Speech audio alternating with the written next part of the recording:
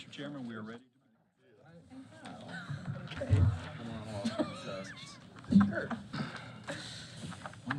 Wow. Good afternoon. My name is Chris Leak. I would like to call the meeting to order. I'd like to welcome everyone to the February 13th meeting of the City County Planning Board. Would you please stand and join us in the Pledge of Allegiance?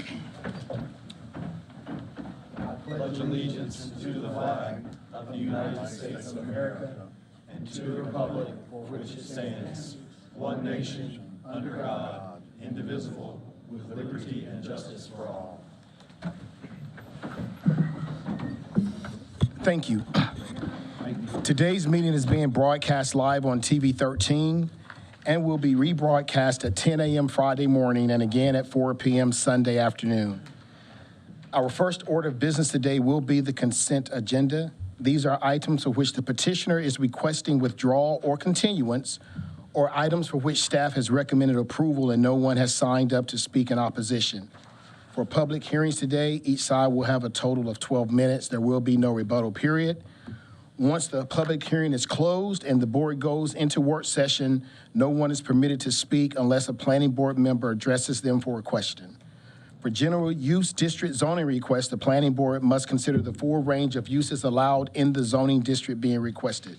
The petitioner may not refer to a specific use for the property. For special use district zoning requests, however, the petitioner must identify the intended use or uses of the site and give specific details on how the site will be developed. Items under Section B of the agenda will require final action by the appropriate elected body, either the city council or county commissioners. As such, votes taken today by the planning board concerning these items are recommendations that will be considered by the elected bodies during their review of the requests. Before addressing the planning board today, we will need your name, address, and zip code for the record. Our first item of business is the approval of the minutes of the January 9th meeting. Is there a motion? Move approval. Motion by Mr. Lamb, second by Mr. Grubbs. Any discussion? All those in favor, sign of aye. Aye. Opposed, the same sign. That is unanimous. Thank you. Now going to call on Mr. Mark Allred to review the consent agenda. Thank you, Mr. Chair. So first up is item C2. This is case PBR 2025-03. This is the Old Valley Estates. They requested a withdrawal of 7 days or less prior to the planning board meeting, so we will need a vote from the board to officially withdraw this case. Is there a motion for withdrawal? Mr. Chairman, I move that we allow the continuance. Motion by Mr. Lamb, second by Mr. Grubbs. Withdrawal. I apologize. Okay. Thank you. Motion by Mr. Motion by Mr. Lamb, second by Mr. Grubbs. Any discussion? All those in favor, sign of aye. Aye. Opposed, the same sign. That is unanimous. All right, case B1 is being taken off consent due to opposition, and case B2 is also being taken off consent due to opposition. So the next one we have up is item C1. This is case PBR 2024-12. This is the Glen Ridge development. It's a 20 duplex units in RM5 zoning, 5.1 acres on the northeast side of Cole Road, just south of Interstate 40. As you can see here from the site plan, this is again 10 duplex units, 2 private roads, and we do have 1 stormwater device to the north close to I-40. This is the elevations of duplex units, and the site plan does meet all other UDO requirements, and staff does recommend approval. Mr. Chairman, I move the planning board approve PBR 2024-12. Second. We have a motion by Mr. Lamb, second by Mr. Grubbs. Any discussion? All those in favor, sign of aye. Aye. Opposed, the same sign. That is unanimous. And next was the case that was withdrawn. So next is case item C3. This is case PBR 2025-04. This is Swain Meadows. This is 58 lot PRD and RS9 zoning. This is 21.31 acres. Across the intersection of Swain Road and Shillington Drive here, and at the terminus of Latchkey Drive here. So Swain Meadows is a 58-lot PRD situated on 21.31 acres, a density of 2.72 lots per acre and zoned RS9. The site showcased an extension of 2 existing streets, Latchkey Drive and T-Berry Lane. The development features some significant topographical challenges that you see here with a stream that cuts through the middle. They all have 50-foot buffers. There is a potential wetland just north here of Latchkey Drive. To address these concerns, the developer is putting 2 stormwater devices pretty close to the streams you see here, and there is 2 active open spaces that you see here. The design appears to balance development goals with environmental considerations through careful attention to stormwater management, erosion control, and natural resource protection will be essential during the construction phase. Development does meet all UDO requirements, and staff does recommend approval. Mr. Chairman, I move the planning board approve PBR 2025-04. Second. Motion by Mr. Lamb, second by Mr. Grubbs. Any discussion? All those in favor, sign of aye. Aye. Opposed, the same sign. That is unanimous. And next up is case F-1655, and Ellie Levina will be getting you started with that. Before we get started, we would like to recognize 2 council members just walked in, Councilmember Annette Scipio, thank you for joining, and newly elected council member Vivian Joyner, thank you for joining. And I think we also have the town manager of Walktown, another elected official, so thank you all for coming today. And a council member as well? Okay. Remember lights here. Oh, okay, Councilmember Light, all right. Thank you all for joining us today. Alrighty, so F-1655, the petitioner is William Ernest Kramer III and Deborah S. Kramer. This is for Everett Road Storage Facility. The site is approximately 5.5 acres located on the northwest side of Everett Road, north of Evans Road. The request is a special use rezoning from RS9 to GBS. The site is located in GMA3 suburban neighborhoods. The property is predominantly surrounded by RS9 zoning, except for the GBS zone property across the street, with the intended use of storage service retail. In 2019, the rezoning was recommended for denial by staff and the planning board. However, it was approved by the county commissioners. Since then, the site has remained undeveloped. In this map, we see the undeveloped property is relatively flat and cleared. The site does not have access to public sewer, but the applicant has been asked to extend public water, to extend the existing water line along the site's entire frontage of Everett Road. The Southwest Suburban Area Plan Update recommends low-density attached residential uses for the subject property. The plan states that residential neighborhoods should be protected from commercial encroachment, inappropriate commercial encroachment. The activity center to the north consists of older commercial properties with potential for redevelopment. Approving this development outside of the activity center would divert resources and attention away from the existing commercial area, leading to reduced incentive for investors to redevelop these older properties in the designated activity zone. This is looking eastbound along Everett Road, looking westbound along Everett Road. And then this is looking west into the subject property. And this is looking east across the street at the undeveloped GBS zone property. The site plan proposes 8 storage service buildings totaling 52,000 square feet and containing 357 external storage units overall. The plan proposes a 40-foot type 3 buffer yard along the perimeter against adjacent residential residential parcels. In addition, the applicant did a 20-foot buffer yard, type 2 buffer yard in lieu of a 10-foot street yard along Everett Road.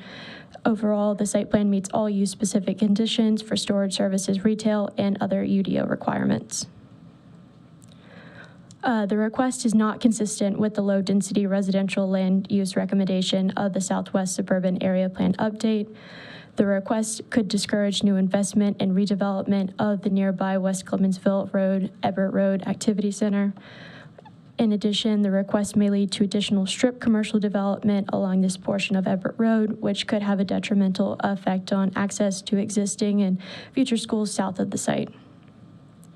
For these reasons, staff recommends denial. In addition, the site plan does meet UDO requirements. Are there any questions for staff? I guess just I had a question. There was a reference to the schools and upcoming schools. Could you clarify that a little bit more? I'll be glad to answer that, Ms. Smith. So if you go south of the site, approximately half a mile, there's an existing elementary and middle school, Flat Rock and Kimmel Farm. Right. On the east side of the road, the Winston-Salem Forsyth County School System has another probably 50 acres that at one point they were looking at doing a high school on. I'm not sure if there's still long-term plans for that or not, but that's what we were referring to. And the area plan allows up to, or recommends allowing up to 8 units per acre, is that right? That's correct. So they can get 35, 36, 37 units on it.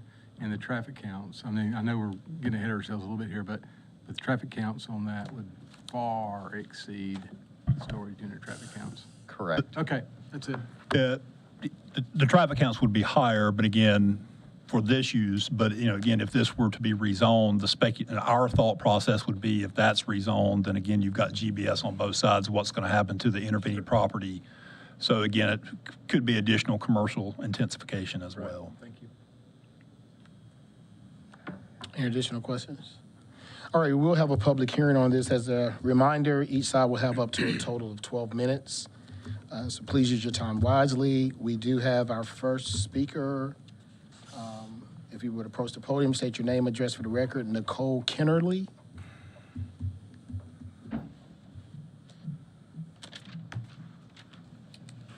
Hi, I'm Nicole Kennerly. I'm the engineer for this project, and yeah, we're just Sorry, proposing. could you state your address and zip code? Oh, I'm as well? sorry. 12133 North Carolina Highway 150, Suite F, Winston-Salem 27127. Thank you. You're welcome. Yeah, we're just proposing, the owners actually that own this property live right next to it. They've carved this piece of property off, so they are going to be living right next to it.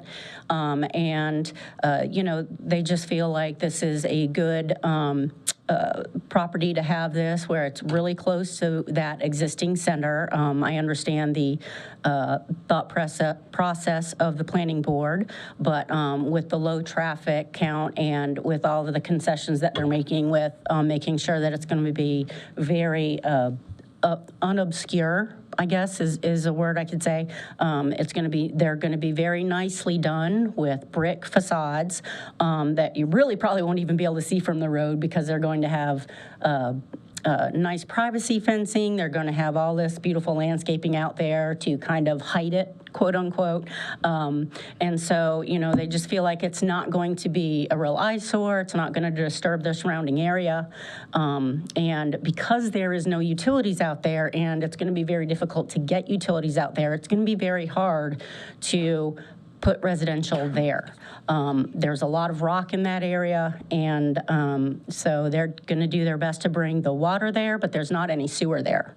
And to get septic there for homes is going to be difficult, most likely, because of the area. I believe not far from this, Vulcan, and I could misspeak, but I believe there's a rock quarry that actually owns some property not far from here, because there is so much rock out there. So developing other things in this area may be difficult, and so they felt that this would be a good use for that site. Are there any questions for Ms. Kennerly? Do you know if they actually did any like exploration pits or borings in terms of the suitability for other things, or it's just based on general information? I do not know, but they live there, so you know, you guys know the ground better than I do there. What are your feelings on that? We have trouble getting pits posted into that ground. Okay. So, and I'm sure that, you know, we will have to do that if this goes through anyways, for some foundations and things like that, so. Thank you. Mm-hmm. Any additional questions for Ms. Kennerly? All right, thank you. Thank you. How much time do we have left, Mr. Erickson? We have approximately 9 minutes left, sir. All right. Would anyone else like to speak in support of F 1655? And if both of you would state your name, address, and zip code for the record. Thank you. I'm William Kramer, 2615 Evans Road, Winston-Salem. Right. It's this, I want to point out. Sorry, Mr. Kramer. Oh, 27127. Thank you. Sorry. just kind of want to make it clear that this will essentially be sitting in our front yard, across a pasture, but it'll be in our front yard. We're not putting up something, you know, haphazard, sloppy kind of thing. I mean, we're going to have to live with it. We're going to make it nice. There's nothing else you can really do there. I'm not saying there's nothing you can do, but it's not going to be easy to do. And as far, I'm kind of confused on how, if we do this, how that's going to restrict the development or redevelopment of the center down at Everett and Clemensville Road. And with all that, you also have a ton of housing going in up and down Everett, something that can be used. But my real emphasis is that we're going to, if we can do this, we're going to put in a nice facility. And Deborah Kramer, 2615 Evans Road, Winston, 27127. Obviously, I live there as well. I did want to point out something that was said, is that there are, from this location south, there is, like, it's a little auto part. I don't know if you guys saw that when you were looking. It's like a little auto store that it literally sits right there. And I think that we would be taking away that eyesore in a way if you're looking at if you're looking at the storage units. So I think we'd be beautifying that whole road right there up into the shopping center. Next to the shopping center is an old barn that I don't know what they do there or how they're able to have that barn there. So just wanted to point that out. And as far as across the street, the Big Bargain, I think that was for container units. Apparently, we're going to use shipping containers. Shipping containers there or something, whereas we're really going to have something that's brick and landscaped. So that's it. Any questions? Thank you. How much time do we have left? Approximately 7 minutes. All right, 7 minutes remaining. Would anyone else like to speak in support? All right, no one is signed up. Is anyone here opposed to this request? Seeing no one, I declare the public hearing closed. Motion of the board, pleasure, discussion? What's the purple? What is that, the Vulcan? The industrial? That is Vulcan. The Vulcan does own a site, as Ms. Kennerly mentioned, further to the west of the site. Right. There's also recommendations for other industrial park development further towards the west. Okay. All of that property to the west is not owned by Vulcan, but there is a portion that's zoned GIS to the west that is owned by Vulcan, but is not actively being quarried. But all of that area west of the orange color all the way to Clemensville Road is recommended for industrial development. What's the institutional? Is that a church or something right there? Yes, that's, Okay. I can't think of the name of it. Staff's concern is strip development along south, moving southward along Everett, whatever it's called. Yeah, I mean, really from, that's kind of a commercial node, and our thought process is that's an area that's been identified as an activity center. There are commercial uses there. There are some vacant and or underutilized parcels that are there that could be redeveloped. Again, I'm not saying it's a perfect place for a storage facility versus anything else, but that's the area that's been identified for commercial. So again, from a staff perspective and our recommendation, we're looking at that's the area that we would like to see commercial development happen in. As was alluded to by Ellie whenever she did her presentation, the storage services across from this, which was recommended by both staff and the planning board, your agenda book says you recommended approval. You didn't. You recommended denial. But it went to the commissioners, and the commissioners decided to approve it. We had the same concerns with that as well. So again, it's more precedent setting. Obviously, you kind of you're looking at a one-dimensional drawing here. We're not engineers. We're not, we can't guarantee it's sewerable. Obviously, there is a lot of rock in the area, or a quarry would not own that property to the west. So, again, there could be some limitations to intensification. That's kind of a staff perspective on what the recommendation hinges on. Thank you. Any other thoughts, discussion?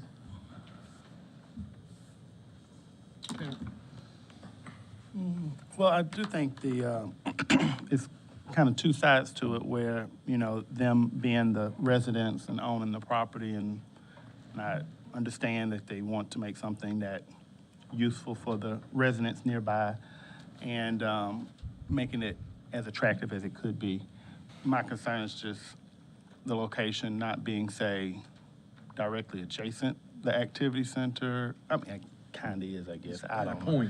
It kind of is. Like, the location just being further down makes it a little bit more difficult. And I know, like, so looking at the land use map, yeah, it is abutting the activity center, but actually that's still kind of undeveloped land in that lower, that southern tip of the triangle. So visually, it will not appear to be adjacent, at least not for the immediate future. I just think it's hard. It's something we run into with all of these. It's hard to plug something, okay, we want it here, but we'd rather have it up the street, but we don't own the property and we don't really control the market, what's available, the layout of the land, the configuration, all of those things that are available. So I'm kind of torn on this one at the moment because I understand we need to respect and sort of what the area plans are and the ideas are. But at the same time, the petitioner made a lot of effort to make it suitable as they could for that area. And the impact on the adjacent properties, I don't see what a big impact it is. So it's all back to that, where are we going to draw the line at what people can do with their property because of a general plan. The container storage case is right across the street from it. Why is it yellow then? Didn't that get a different? Well, yeah. That's the area plan. One's the area plan map. Never mind. Yeah, Sorry. that's the map that we're on. If we flip back a map, it would be, it would show, there you go. And the area plan predated the zoning case. So there it is with GBS on it. Yeah. All right.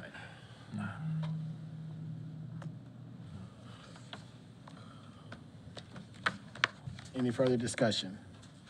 And I think we're talking about it's touching, but from a practical perspective, it's along the road, so I would think it is continuous with the activity center. When you come to that area, you're gonna be in the activity center. As it is now, you're driving the road, then you're gonna see this as part of it. And one more thing, it's just, I know we have a lot of citizens here at this meeting. I thought these were some of those in opposition, but no neighbors have come forward, at least that we know of, in opposition, so we can consider that as well. Was there any neighborhood outreach on this? Neighborhood outreach was required on this, and again, staff hasn't had any contact with anyone about this case. People live within a 500. No, it's not that many. Any discussion on that end you want to share? I was just pointing out there's not a number of houses in the area, I think, for that radius to inform a lot of people coming out in opposition. All right. All right, would anyone like to make a motion? I'll make a motion, Mr. Chairman, that the planning board find the request is inconsistent with the comprehensive plan. Second. Motion and a second by Mr. Grubbs, motion by Mr. Lamb. Any discussion? All those in favor of witness consistency, sign of aye. Aye. Opposed, the same sign. That is unanimous. Mr. Chairman, I further move the planning board recommend approval of F 1655. We have a motion for approval. Is there a second? Second. Any discussion? All those in favor, sign of aye. Aye. Aye. Opposed, the same sign. Aye. Can we get a show of hands? I'm sorry. Oh, Approval. approval or Yeah. approval? Okay, so it was 7-1. Gotcha. Just want to make sure I saw it correctly. I didn't hear 7 ayes, so wanted to make sure I had it correctly. All right, motion passes. Mr. Chairman, Board will now move on to case B2, F 1656, and we'll hear from Rory Howard. Good evening, everyone. Can everyone hear me? Can you pull it up just a little bit, please?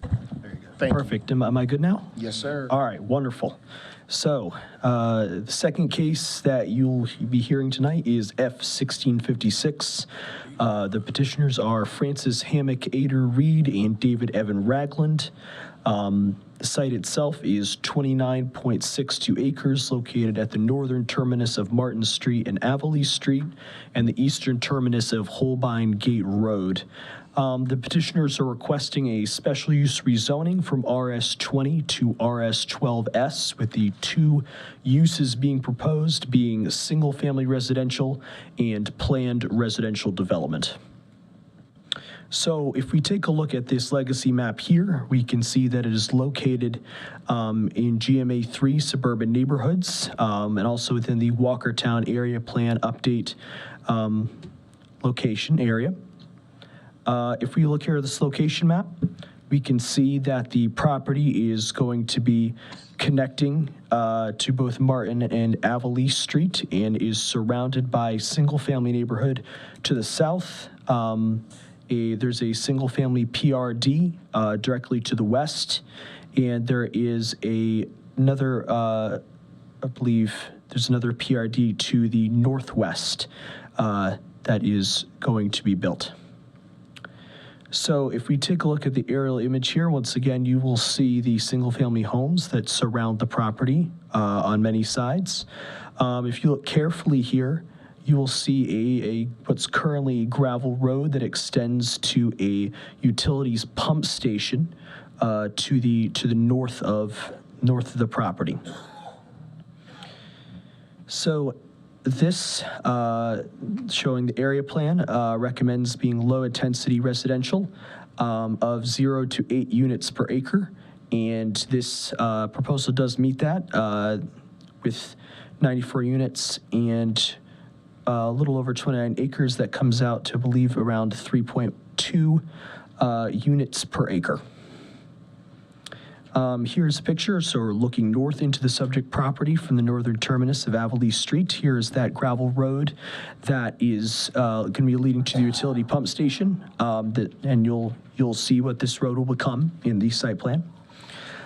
Here is a picture looking south from the subject property along Avonlea Street.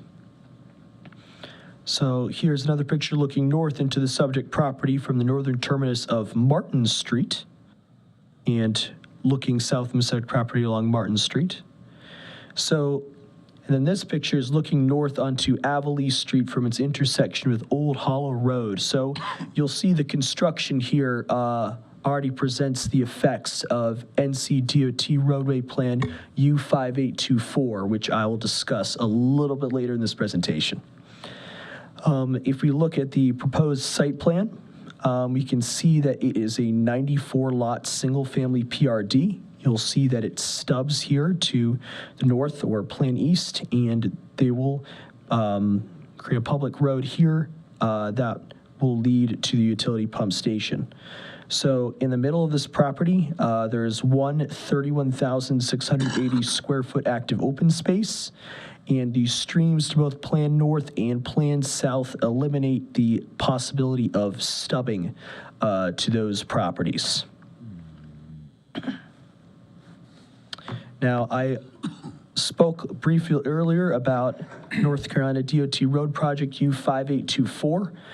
You can see that this is a little diagram here of the proposed changes in relation to Martin Street and Avonlea Street and their connections to Old Hollow Road.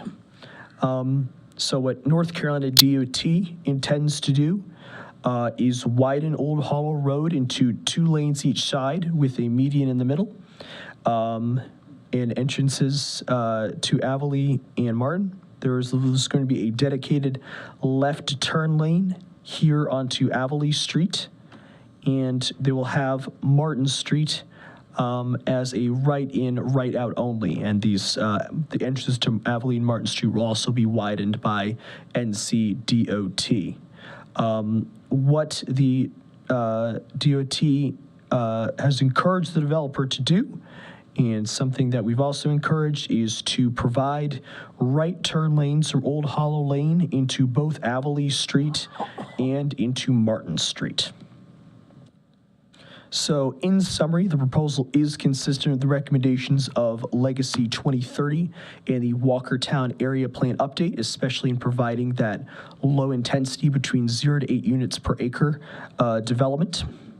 The request does provide a strong connection with existing neighborhoods through efficient design. So basically, this is tying into an existing single-family neighborhood instead of continued development on an undeveloped rural parcel in the area. And finally, the proposed site design promotes deliverability through the inclusion of that central open space and internal sidewalks to provide a quality neighborhood experience for residents. Therefore, the site plan does meet UDO requirements, and staff recommends approval. I'm happy to take any questions at this time. Are there any questions for Mr. Howard? I've got two. Yes, sir. I'm always happy to continue to be learning. When does the recommendation for an improvement become a requirement? In this context, since this is special use district zoning, as long as there can be a rational nexus shown between the impact of the development itself and the recommended condition of approval, the planning board and ultimately the planning board can make a recommendation and the elected body can make it a requirement of their approval. If the developer doesn't agree to it, then the county commissioners could deny based on the fact that they're not doing a recommended improvement. Because this is a special use district rezoning request, there's a known entity, there's a known quantity. There are 94 lots proposed, and based on that traffic volume and the volume of Old Hollow Road, NCDOT has looked at it and said, we think right turn lanes need to be provided into this development. Contrast that with if this were a general use request, going from RS20 to RS12, where you don't know how many homes are going to be there, where you don't know what the traffic volume would be because you don't know what, you could rezone it to RS12 and have one house out there. You can't do that on a general use request, and they could not do that as part of a driveway permit for that under a general use request. But as a special use district rezoning, as long as it passes that rational nexus test and it's tied to the impact of the development at hand, it can be done. So in this particular case, the recommendations will become a requirement. If the developer were to say, no, we're not going to do that, then they would not sign the written consent to conditions, and then the elected body could say, okay, then we're not going to approve this. And then it would be denied. If they agree to it and make the decision, obviously we're going to hear from the neighbors here. I'm sure that the county commissioners will hear from the neighbors whenever they make the decision. But if the decision by the commissioners is we think this is something that should be done, they could make that a condition of approval. And if the developer doesn't want to do it, then their alternative is to, they being the commissioners, their alternative is to approve it without it or deny it. And just to clarify, Mr. Steelman, if you look at page 7 in the staff report under the prior to issuance of any permits, that is the first condition in the report. So again, staff isn't just recommending this. Staff is saying this should be a condition of approval as long as the petitioner agrees. And that's coming from DOT Correct. with their studies. And the other element of what was in the staff report, as I recall, perhaps a little before that or just after, I think it was stated that NCDOT would be providing sidewalks along Old Hollow Road. And I was wondering if that too is a requirement or just a maybe. So again, sidewalks on Old Hollow Road, that's not something that would be tied to the development impacts for this development, but that is something as U5824, I believe that's shown as an enhancement as part of that project. Okay, thanks for the clarification on both.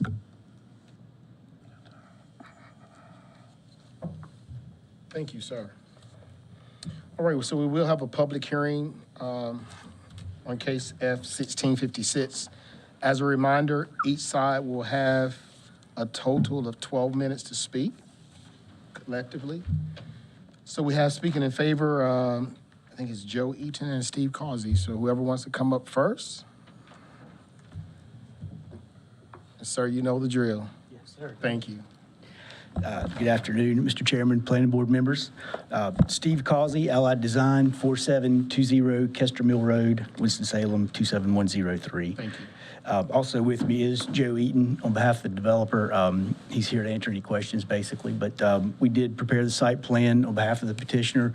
Of course, we do look at area plans and we look at adjoining zonings, and we usually try to guess what's a good fit. We didn't think the RS-12 was out of the question. Certainly the PRD allows us to try to kind of keep the development in close, avoid the environmentally sensitive areas, the streams that we have to the north and to the south.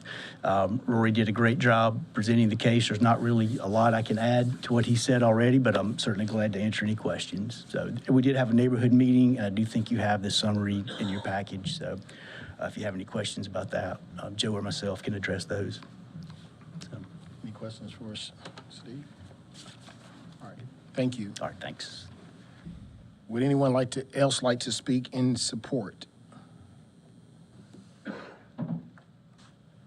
All right, we will now turn to opposition. I have two that have signed up to speak.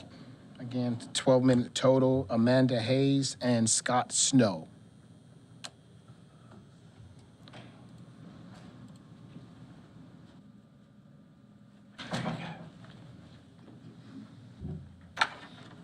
Good afternoon, Chairman Leake, members of the Winston-Salem Forsyth County Planning Board, planning staff, and guests.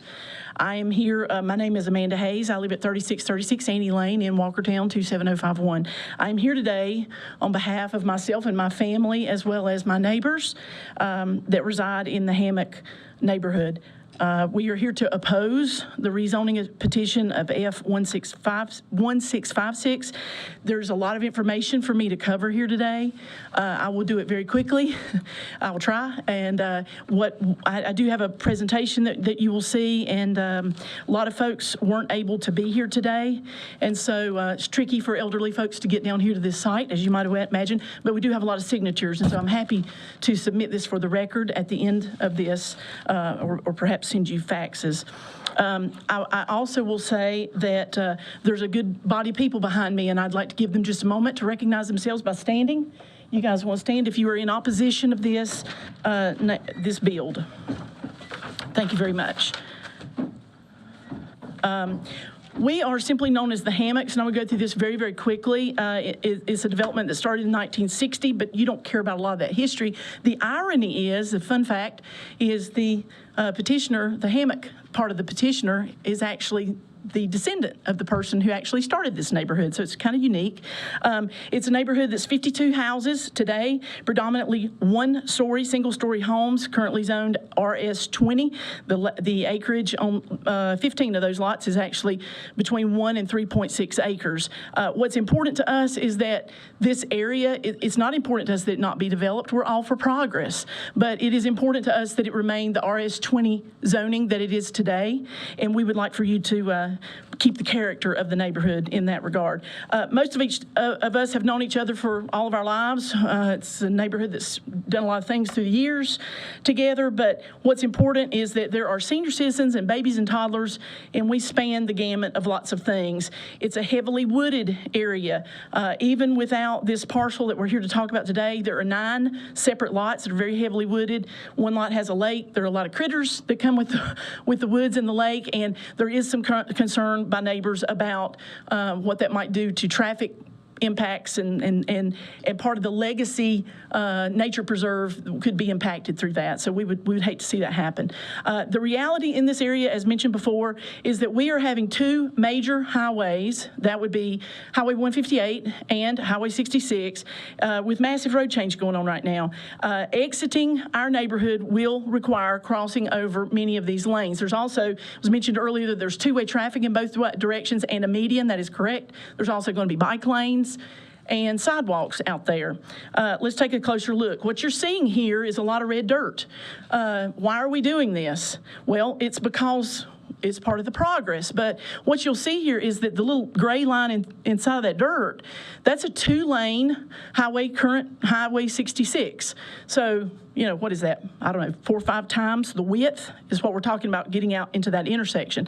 Part of that 2030 plan, along with Walkdown Area Plan, is to grow, right? Economic growth, commercial growth, industrial growth, but we're absent those things for the most part right now. What we're experiencing in Walkertown is an explosion of residential growth. That's the problem. So if we take a closer look at this, these are not in the yellow here. What you're seeing are the zoning codes for the areas, and it's hard to see here, but hopefully you guys look at these maps all the time. You can see what you're looking, you know what you're looking at.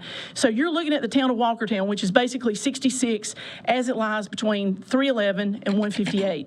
These yellow areas, with the parcel we're talking about here today being the red area in the middle, these are not existing developments. These are in development, about to be developed. We're talking about adding all of this growth, okay? Why? We're not having the other stuff to support it, so why are we adding that? Well, you guys, we appreciate you for this. You put in a beltway, and we are very grateful for that because on our side of town, we can already connect to that beltway in two locations, both on 158 as well as on 311. So we enjoy that. How do we get to that? Well, all these developments, as you can see here by the black lines, they are connecting to these roads through these major 158 and 311. They go right out, they get on the interstate, the beltway. The problem is this area, this parcel is a problem. You can see here, our neighborhood is greatly affected. We won't be able to come and go there as has been previously stated, and I'd like for you to understand that a little bit better. Let me stop and say the developer did send information back in December. It came over the holidays, and I'd just like for you guys to know, many of us didn't get it because it was the holidays, we were out of town, and so there wasn't a terrific turnout. It was terrible timing. However, this notice, and I understand that it typically only goes to a 500-foot radius, but it only went to 20 out of 52 homes. The other 32 homes didn't get it. Thank God we're closely connected in our neighborhood, right? So we're here. But the reality is all these with the yellow scribble, they didn't even see this. The rezoning petition. When we looked into this, and I know you guys don't need to have a lesson in zones, that's not what I'm trying to do, but the fact that this is not just going, it's not just a petition to go from R20 to R12, it's to go to R12S with a PRD. And that's troubling because, and I want to state this for my friends here, we're not just talking about going from a 20,000 minimum square foot lot per house to a 12,000 minimum square foot lot per house, but we're talking about, let's just realize it's a 4,596 is the minimum square lot size for this newly proposed neighborhood. I'm not sure, I don't know, I hope that you don't realize that, but I figure that you do. It's kind of a clever technicality, I would call it, to sort of slip that in, and that's just not, you know, I get it, it's math. Is the buildable and the unbuildable land. I understand, but I'm just here to tell you that will completely change the this neighborhood, the character of this neighborhood, excuse me. And in addition, I just want to point out that it would be all two-story homes, maybe one or two wouldn't be on a larger lot, but they're only 14 feet apart from each other. Okay, the preliminary site plan. Mr. Causey, sorry about this, but I appreciate what you said earlier, but there are two, at least, critical errors on your site plan. I'd like to point those out. Error 1 is the last lot at the end of Abilene that actually borders this potential neighborhood. It's got a sight line on there as indicated by the red line, highlighted in yellow. It should be over where that blue star is. That's a fundamental problem. I really feel like I could stop there and ask you guys to deny it on that cause alone. But let me keep going. There's a second error. I know there's some dispute about this, but it involves the Walkertown Road Encroachment Ordinance. I'll let my friend and partner over here, Mr. Scott Snow, talk about that more from the town manager's perspective. Traffic and safety. We have three primary areas of concern. Interestingly, the area that was in the staff report focused on entering the neighborhood. And by the way, when you asked some excellent questions, Mr. Gentleman, because of whether or not the recommendation becomes a requirement, it's my understanding that the developer does not desire to put in these turn lanes to get in, but we certainly would want those to be a requirement. But talking about what's inside the neighborhood, and we also want to divide the exiting from the neighborhood into 2 points. Inside the neighborhood, we've got, this is a picture of our 3 streets. You already saw some of this. I won't go into it. It's obvious. There are no sidewalks, no speed limit signs, no markings on the pavement. People typically go down the middle of the road. They don't keep on the left or the right. We typically have pedestrian traffic and all these things that you guys hear about. But let me paint the picture really clear. The trash truck every Monday has to beep, beep, beep, beep, back their way all the way down Avalee and Martin Street. That's a reality. That's a fact. Inside the neighborhood, we're often compared to the neighboring Whitehall Village. That's not a good comparison. You can see here, they've got lots of curves and stops and traffic circles. Here, they're highlighted for you. We won't have that opportunity here. The staff report mentioned provides multiple entry and exit options.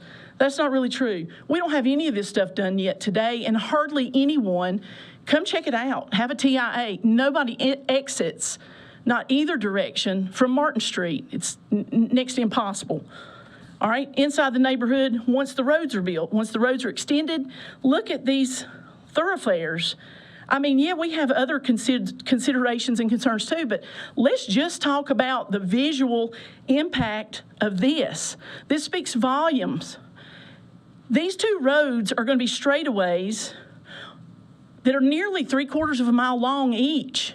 Okay, and the reason it's not highlighted at the bottom of that second red line there is that's Martin Street. It's not connecting out to Highway 66 for a reason in this depiction. It's because nobody exits there. That's the point. Okay, so when we talk about, you know, the traffic and what could we do, you know, I know I've watched a lot of videos of you guys. I have total respect for what you do, by the way. Very interesting videos. But here's the thing. This is not even an opportunity for traffic calming measures. We have straight lines. This development was not laid out with any of this thought out, okay? There's some things here for the interest of time. I'm gonna skip over that. There's a lot of improvements that homeowners have done. But I also want to point this out. Annie Lane, which is the perpendicular connecting street, was completely left out of this. They were not it was not mentioned in the staff report at all. I happen to live on Annie Lane, as you heard. And the other thing is, Martin Street is incorrectly stated as a local street. Why is that relevant? Well, it's supposed to be a collector street. Why is that relevant? Because they're saying that that's an entry-exit. Both of those roads are entry-exit, but they're not. Okay, so when we think about that, let's talk more about Martin Street. Martin Street has, in this site plan, 54 homes with driveways directly going out to Martin Street. And yet Martin Street is not a realistic exit. The realistic traffic, if you see there in the red letters, the realistic traffic exit pattern, and I know I'm coming up on my time, is Martin to Annie to Avalee. Exiting the neighborhood, it's just not going to work here. This is exiting, the first one was Martin. This is exiting from Avalee. This is exiting, and they want us to actually, DOT won't see us, they want us to exit from Avalee, go up to Whitehall, make a U-turn with 2 lanes of traffic coming at us, and the traffic out of Bel Air Circle and this other area, and they want us to do that. But here's the thing, and I know we're saying that there are not other options. There's a stream, there's a wetland, and we can't go over it. Well, I'm not so sure about that. Money is money, and things can happen, but installing culverts might be able to connect you to the stub roads, and there is nearby other land. So there are options here. This is not a landlocked situation. I'm appealing to you today to deny this. Deny it because of the site plan errors, if no other reason. These are obvious things. Ask Mr. Upchurch if he's willing to just hand over 33, feet of his property line. I ask you to do this for our neighborhood. Thank you very much. Thank you. Mr. Chairman, we are out of time. So we are out of time for the opposition. We do have one other speaker. If the planning board is agreeable, we can give 4 to 5 minutes for that. I'd make a motion that we extend their time by 4 minutes as a courtesy. All right. All those in favor, sign of aye. Aye. Opposed, the same sign. All right, so Mr. Scott Snow, we've extended the time for 4 minutes. Thank you. If you'll state your name, address, and zip code for the record. Good afternoon, Planning Board members. Appreciate the accommodation there. I'm Scott Snow, Town Manager of the Town of Walkertown, and our address is 5177 Main Street in beautiful Walkertown, 27051. So, the town has some concerns with the site plan. We've taken a look at it, and it is abutting the town limits there. And as Ms. Hayes referred to, there is a section of the site plan that is, the boundaries are shown incorrect on the site plan. There's a 60-foot public right-of-way, kind of like a flag sticking off of the Avali Street there, unimproved right-of-way. And they are showing a buffer yard and I believe the neighborhood sign in it and some stormwater area in there. And that right-of-way is completely within the town of Walkertown. I think they're showing the boundary in about the middle part of that. So, and they have a note to have that right-of-way closed. So there's a jurisdictional issue there that, a portion of this appears to be inside the town of Walkertown with that buffer yard and those other amenities there. So as far as I know, they have not applied for site plan review or rezoning to the town of Walkertown. So at this point, without amending that site plan, this site plan is not, would not be sufficient. There's also an additional issue with that right-of-way, with that being public right-of-way inside the town of Walkertown. Even on their site plan, they show a portion of that in the town limits. They would need to petition the town of Walkertown to close that right-of-way to build those buffer yard, the stuff they have in that right-of-way. And in that process, the town will require all abutting property owners to sign off on that petition. And so that would be whoever owns the property that this is being developed here in this request. And also at this time, Mr. and Mrs. Upchurch to the south there are the current property owners, and they have contacted us and told us that they do not support that petition to close that right away. So even with the jurisdictional issue and this issue, that portion of the buffer yard and all that needs to be moved to the north outside of the right of way most likely. So that would be a significant change on this site plan, because you have to change the stormwater there, add the buffer yard, probably lose a couple of units there, as well as deal with any issues they would have dealing with the stormwater management issues there. So Ms. Hayes also mentioned the issue with extending the roads. Both Martin Street and Avali are town-maintained roads. And the issue is that the Avali Street, there's about 150-foot gap between the actual roadway and the property line that is currently the gravel driveway that's shown. So in this plan, that would need to be upgraded to a public road that would be maintained by the town of Walkertown. So they are required to submit a encroachment agreement to the town of Walkertown. And the town of Walkertown has a general policy not to extend public roadways into the unincorporated area. So most likely that encroachment agreement would not be approved by the town of Walkertown. So you got an access issue there. A couple of comments about the conditions that are at the end here. Just to make a note, one of them is that the developer shall construct the public streets to NCDOT public standards. I believe that refers to the roads that are in the neighborhood outside the town. But just so you're aware, these will not be NCDOT maintained roads. They cannot be, DOT won't cross over the town to maintain the roads, and the town actually doesn't allow DOT to do that. So these would be privately maintained or not maintained by the town, not maintained by the state. So I don't know how that requirement is going to get inspected and actually achieved. And then the next one, the developer shall complete all requirements of the driveway permit, but it does not specify who that driveway permit would come from. I guess it's supposed to be referring to the encroachment agreement from the town, but that requirement is not very clear. So, but if there's any more questions, I'm here to answer them, and appreciate your time. Thank you, Mr. Snow. Are there any questions for Mr. Snow before he takes his seat? Quick question. Is it and I just don't quite understand exactly from looking at. I'm sorry, Ms. Smith, could you Okay, I get to don't your quite mic? understand exactly from looking at the site plan and what I recall and these issues with the encroachment and the not public right-of-ways.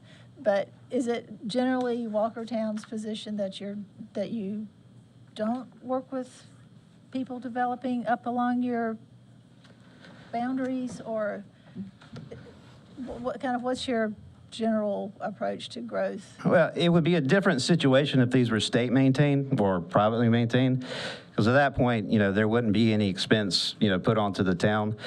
Just for, let's say, hypothetically, the town did approve an encroachment agreement like this to go outside into the county. The town would have to hire professional services to review the plans, review the specs, do inspections, make sure it's built to town code, for, in this case, a development that's completely outside the town and, serves no benefit to the town. So the town council, the town people would be putting the town citizens would be putting revenue and time and money into building roads, maintaining roads that serve no direct purpose to the town of Walkertown. So that's generally our opposition to that, as well as, like I said, we'd have to maintain that into perpetuity. As long as the road there, we're maintaining it for purposes outside of the town. There is access to this site, so we're not denying access to it. I've driven up myself, the roadway there. So, at this point, we're not going to take away that gravel driveway, but that gravel driveway is the access they have now, and most likely the access they'll have in the future.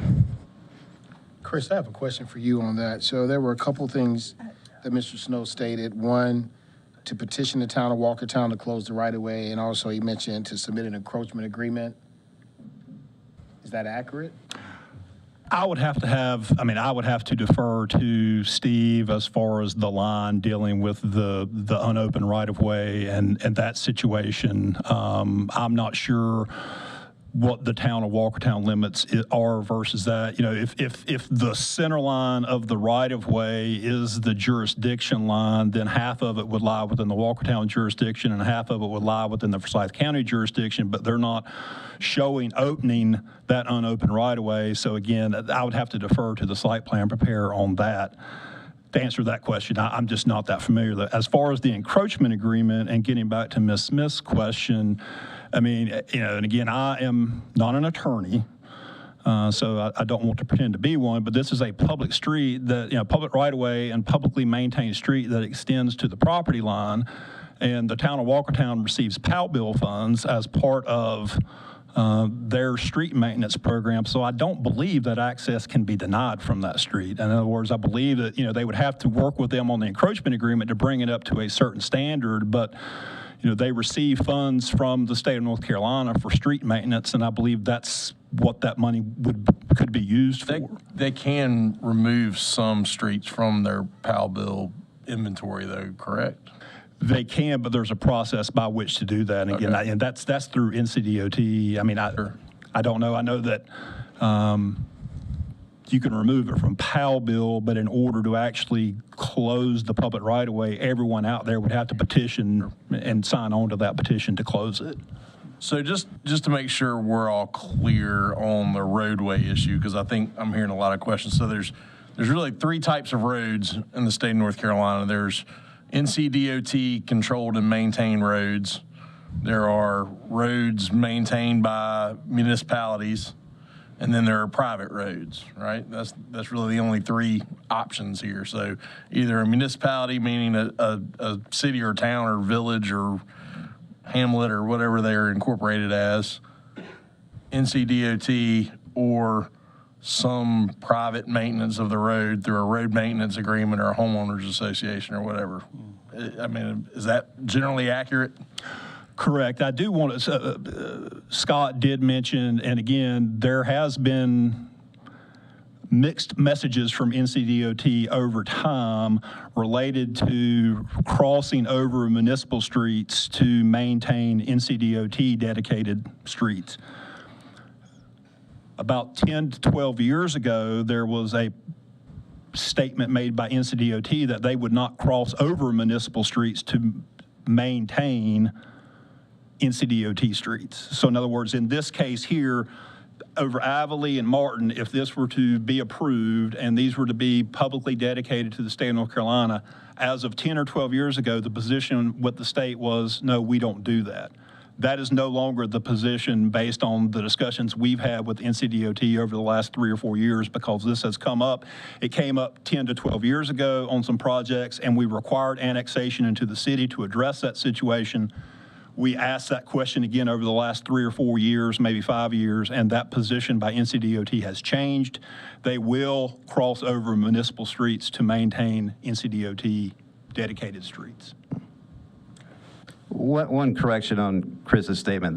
The public roadway on Avali, and actually Martin too, it does not extend to the property lines. Actually, it was shown on the show there on Avali. There's no, it just ends as grass between about 30 feet of grass and trees between the asphalt, the public roadway, and the property line on Martin. And there's about 150 feet from the public roadway, the asphalt, to the property line, the county line on Avali. So they would need. Are you talking about the roadway as it exists now, or the right of way for the roadway? The right of way extends. The right of way extends to the property line, but the roadway does not. Okay. So something when you say the roadway, your terminology for the roadway is the existing ribbon paving that's there. If you're driving a car, when you get to it, you got to stop because there's no more road there. So that's the roadway.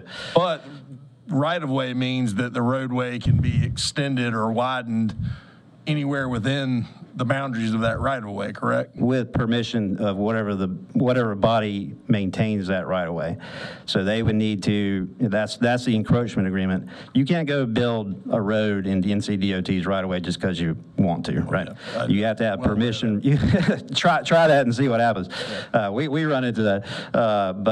So the developer or whoever would need to send a request to the town of Walkertown to build that additional road. Again, they have access with that gravel driveway, and the town's not disputing that. They're not going to take that away. But to improve that to a public road inside the town, inside the town's maintained roadway and right-of-way, they need to submit that to the town. And whether or not that happens is 100% discretion of the town of Walkertown, the town of Walkertown Town Council, because, as I said, that's a financial obligation to the town to maintain that road, to maintain it for the public. So that's why that process is. Sure. No, that totally clears things up. So thank you. I want to put this back in the box. Well, and again, I would argue from a legal standpoint, if you meet the requirements for a road extension, the road has to be allowed to be extended. You can't deny someone the ability to extend a public right-of-way in a public street if you meet the requirements. What I wanted to say was, I think it's an issue that's brought up, but it's no different than any other issue that we don't control. Correct. Like a driveway permit. We don't know if they're going to get a driveway permit. Right. We don't know if they're going to get their DEQ. The stream boundaries are okay. So I kind of want to withdraw my, not withdraw my comments because I'm trying to understand, but I want to take kind of a step back and say, these are issues that obviously have to be worked out in any kind of thing, but does it directly apply to our review and decision of the planning aspect of it? And I don't think that it does. Is the public hearing closed? Not yet, I'm getting because we'd ask Mr. Snow a question. So are there any other questions for Mr. Snow? Okay, thank you, Mr. Snow. Thank you. All right, so I will now declare the public hearing closed. We can continue our conversation now. Ms. Smith, did you want to? No, I was just, I couldn't quite understand what all the comments were, so I did get a better understanding of that. Okay. Thank you. So the question is back to land use. Right. Correct. Back to something we can make a decision on. Right. Yeah. No, I had the same questions that Ms. Smith had, but the land use, although varied from what is there now. Can you speak into your mic? I'm sorry. Although varied from what is there now, the land use is in keeping with what the area plan had requested. And that's not to say the concerns of the neighbors aren't valid, but it does fit. Now, the question I did have about the DOT project, and Mr. Howard, when you were giving your presentation, you probably actually said it, but I was confused. I was looking at the maps. So the Old Hollow Road will be right in, right out at Martin Street. That's correct. But at Avalee, people can cross over. That's correct, Mr. Farabee. It's full access. Just want to make sure. Okay. It's available to cross over. Available. We can't say whether you can or not. I mean, again, I don't want to, I mean, it's. Traffic permitting. It's permissible. True. Gotcha. Okay. So it does raise a lot of interesting municipal law, and the real estate law nerd in me kind of geeks out over things like right-of-way. And I'm very consistently saying we cannot make we cannot make planning decisions based on transportation issues. Correct. It's a cart pushing a horse, oftentimes. And so as often as I say this, I do think the problem is not developing that parcel of land.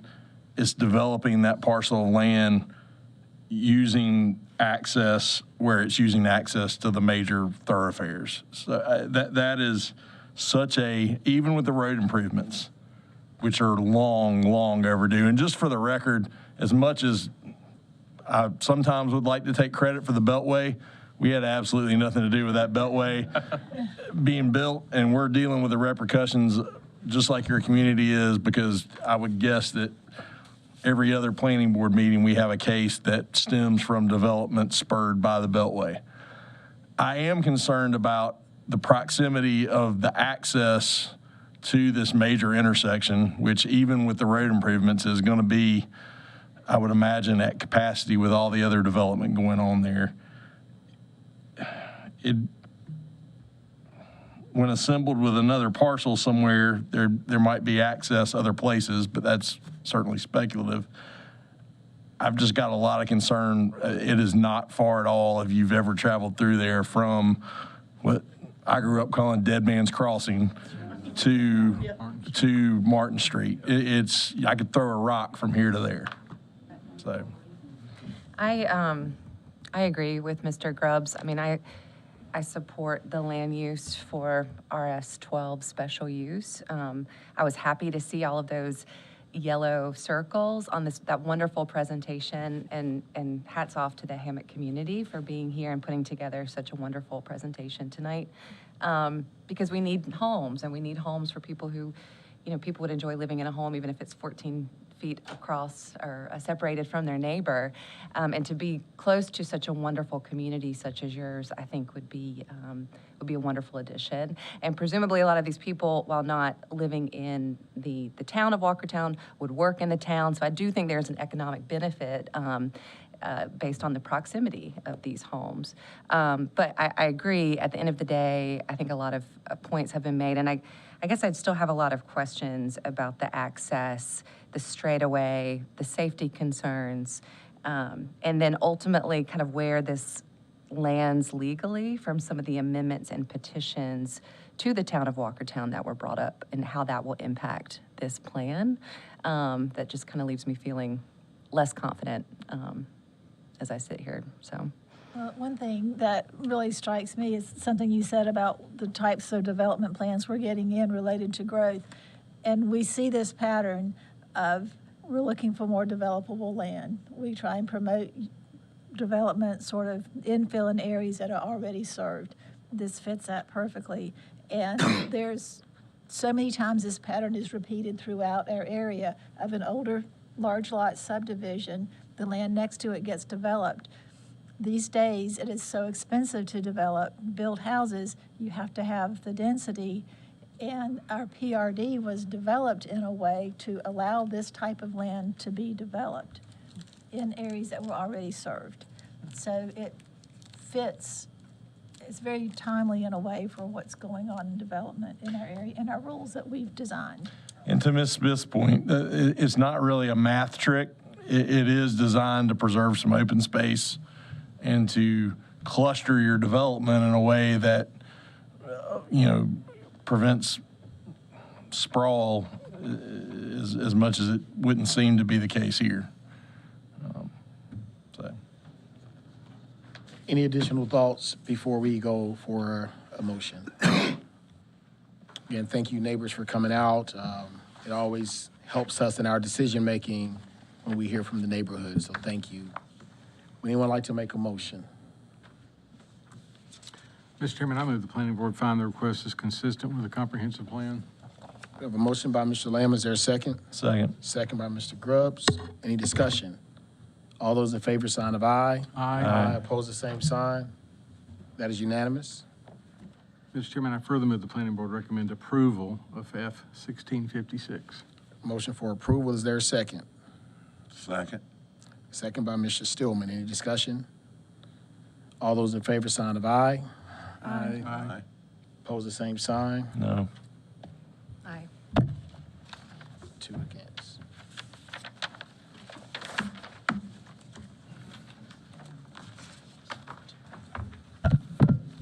Mr. Chairman of the board and members in the audience, I'm not exactly sure when this will go to the commissioners. I would anticipate it being sometime in early March, but again, you should receive notification of that meeting as well. Mr. Chairman of the board, that brings us, and again, I'm not Okay, sure. if anybody would like to clear the chamber, we'll make a second for that to happen. Again, thank you for coming, and be on the lookout for this going to council.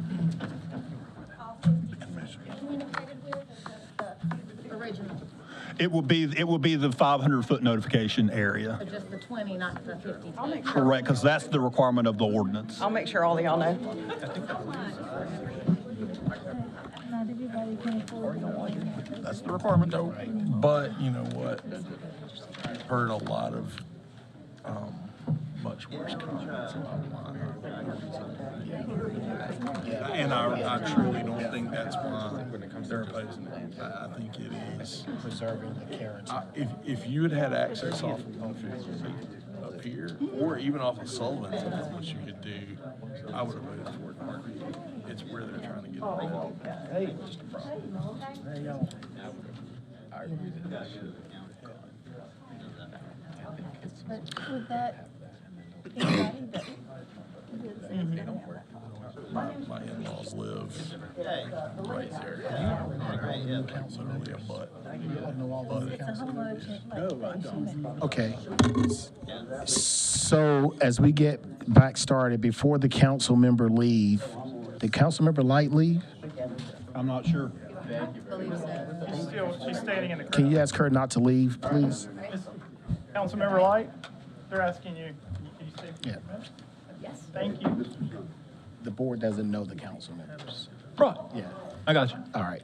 So can we go before you start? Yeah. All right. So some of the board members do not know our new council members. So if you don't mind, our 2 newest council members, I think everybody knows Councilmember Scipio. But if our 2 newest council members would. I would say Miss Light is a Walkertown council member. Yeah, she's Walkertown. Okay. Just making sure we're on the same page. So Ms. Jordan, if you don't mind introducing yourself, please. Good evening, everyone. My name is Vivian Joyner. I'm council member for the South Ward, Winston-Salem. Okay. And Ms. Light, just out of courtesy, if you don't mind. Yes, my name is Peggy Light. I'm on the town council for Walkertown. I was on the planning board for 10 years previous to that. All right. Thank you. All right. Thank you so much. Yeah, Mr. Chairman, under staff report, I will turn to Kirk first of all, who'll give you a preview of your work session for February, which will be a general preview. All right, thank you, Chris, and again, good evening, board members. As you all are aware, we are still in the throes of moving forward 2045 through the adoption process at the elected body level. We have also been delegating some of our long-range planning and other departmental resources towards helping with our permitting challenges as a result of the city's IS issues that have been going on since the day after Christmas. All of that is a long-winded way of saying we are currently ironing out the February work session agenda, but we would like to provide some board member education. That's all I can say at this point, but we're trying to schedule something for you all. Thank you. Thank you. And again, it has been an ongoing struggle since December, and so hopefully we're towards the end of that. I know that Amy will be happy, so she can quit entering mechanical permits into the system. Amy's going to be bored. And with that, I'll turn to Mark, who will give you a preview of your March zoning case preview. Yep, so our March case preview is 5 rezoning cases, no PBRs, and of course, no continuations, so pretty straightforward. And enjoy some of the fine art there that's being put on the Delta Fine Arts Center. That's a project that was done in conjunction with the City County Public Art Commission.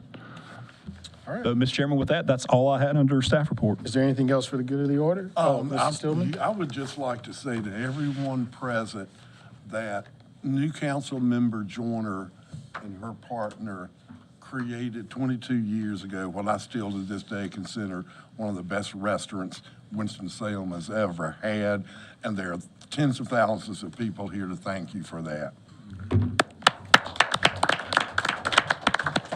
Councilmember Joyner, I don't know if Aaron has told you, but I hired Aaron, who's now my boss, but on his first day of work, it had snowed, and we actually walked up to your restaurant to eat. So his first meal as a city employee was in your restaurant. So. Okay, now you're talking about fried green tomatoes next to me. I don't even like tomatoes. Okay, so I guess we're all headed to Councilmember Joyner's house after tonight's meeting. Anything else for the good of the order? Right, we'll have our motion to adjourn. All right, is there a second? Thank you.